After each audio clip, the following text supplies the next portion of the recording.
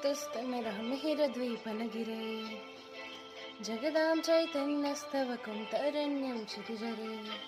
दरिद्राणां चिन्तामणि गुणनिका जन्मजलधौ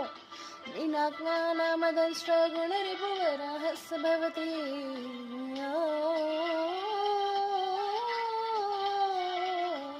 आत्मा रामानन्दरमणम् अच्युत